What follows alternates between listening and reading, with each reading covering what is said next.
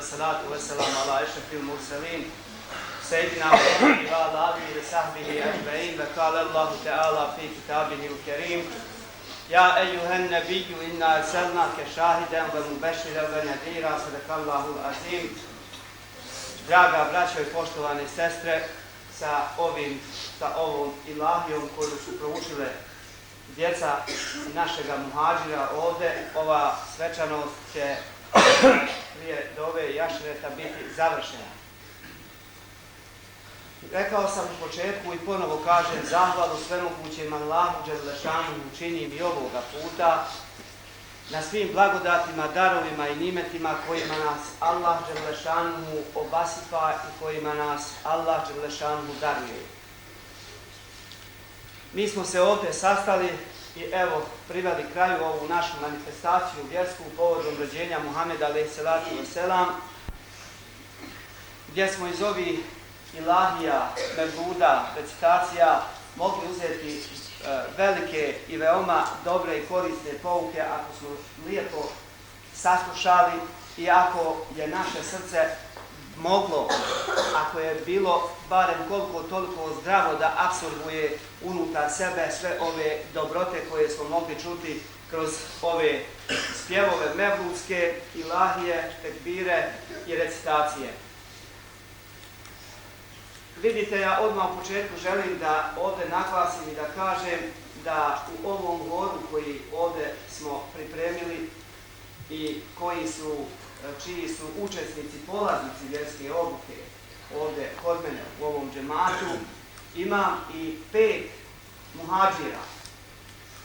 Ta djeca, evo i ovdje jedno do drugoga, su tu i vidite, ta djeca su, ja neće mi hatoriti njihovi roditelji, a neće mi ni ova djeca hatoriti, došla kod mene, tako reći da ni euzbileta ni bismileta nisu znali. Hvala Bogu, svih 5 njiha uče Kur'an kod mene. Alhamdulillah, to je za mene najveće dobro i to mi niko ne može platiti, osim Allaha dželešanu. Meni posebno zadovoljstvo čini što sam njiha naučio, što sam naučio im osnovne propise, prešle su skoro čitavi mihal su skoro prešle i u Kur'an, dakle uče svi njiha 5 uče Kur'an. To je velika stvar, ovako jedna za mene inspiracija, jedan doživljaj koji ja ne mogu opisati i kazati, jer to su djeca muhađira, ja njima pružam ljubav očinsku da oni ne osjete da su tu oni muhađiri, nego da su jednostavno naši ovdje. I da tako treba da bude, ako Bog da inšallah ta'ala. I vidite kako su lijepo učile ovu ilahiju i one dvije kako su učile onu i tako to.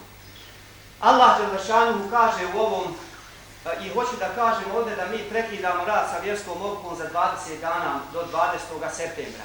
Upis u školu i ne znam ove druge stvari. Jedino petkom sam ja odlučio svojom voljom da vam kažem i to da je odbor inače i petkom da se ne radi. Bil hakki sa istinom, da donošiš radosne vijesti svijetu i da opominješ svijet Allahovom opomenom. Pejgamberovo alejhi selam rođenje samo po sebi predstavlja za islam i muslimane svijetli trenutak, što znači, jer on to znači da najavljuje dolazak na ovaj svijet, svjetlo islama. A to opet samo po sebi predstavlja izuzetno značajan događaj u povijesti islama. Rođendan Muhameda alejhi selatu vesselam muslimani bi trebali da označavaju kao svjetlost islama, jer je to sve ispjevano i kazano kroz sve mevludske stihove i recitacije koje se odnose na Muhameda alejhi selatu vesselam. Muhammed a.s. i jeste svjetlo koje sja. Muhammed a.s. i jeste došao kao svjetlo koje će izvući svijet iz tmine na to svjetlo.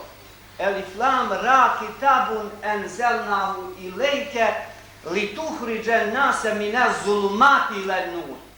sa dozvolom Allaha bi iznillahi, minaz zulumati ila nur, izvesti narod iz tmine na svjetlo. Kur'an jeste objavljen Muhammedu a.s. bil hak, kao istina, a pejgamber jeste poslat kao nur, kao svjetlo te istine. I kad se objedini istina i svjetlo, oni daju u duši i srcu čovjeka onaj efekat pravi. Jer, draga braće i sestre, ovaj svijet dunjalučki je svijet kušnje velikih poteškoća i svijet rastanaka. A budući svijet jeste svijet veselja, raspoloženja i sastanaka. Šta to znači? Znači, ovaj svijet je ispunjen, vidite, svim poteškoćama, vjernik se stavlja na kušnje na razne načine. Ovaj svijet je rastanak sa svojim najmilijima. Sa ovoga svijeta se rastaje otac i sin. Rastaje se majka i ćerka. Rastaje se sa ovoga svijeta brat i sestra. Rastaje se sa ovoga svijeta čovjek i žena. Rastaje se sa ovoga svijeta prijatelj sa prijateljem. Rastaje se sa ovoga svijeta komšija sa komšijom.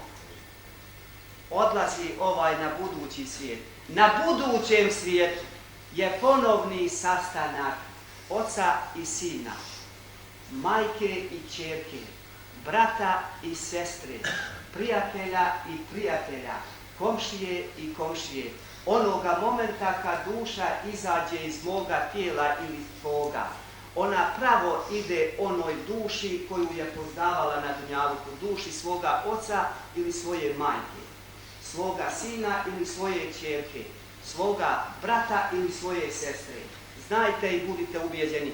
To je znači budući svijet, sastanak tih najmilijih. To predstavlja veselje, a budući svijet jeste veselje. Budući svijet jeste i raspoloženje, onaj vjernik koji bude doživio Allahovu nagradu.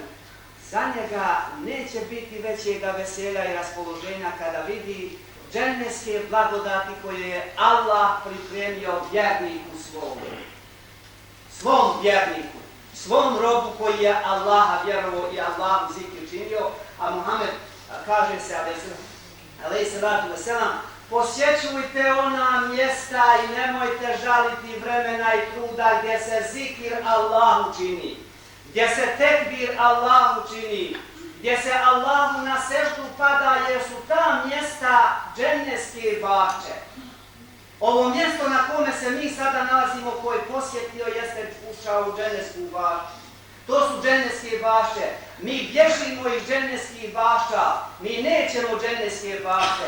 Mi nećemo da budemo svjesni da sve ovo što je u mojim rukama danas ili ovoga momenta jeste, sljedećeg momenta može da ne bude. Volja Božja ako bude, a bit će sigurno da jednoga dana neće biti ni u mojim ni u tvojim rukama. Draga braćo i sestre.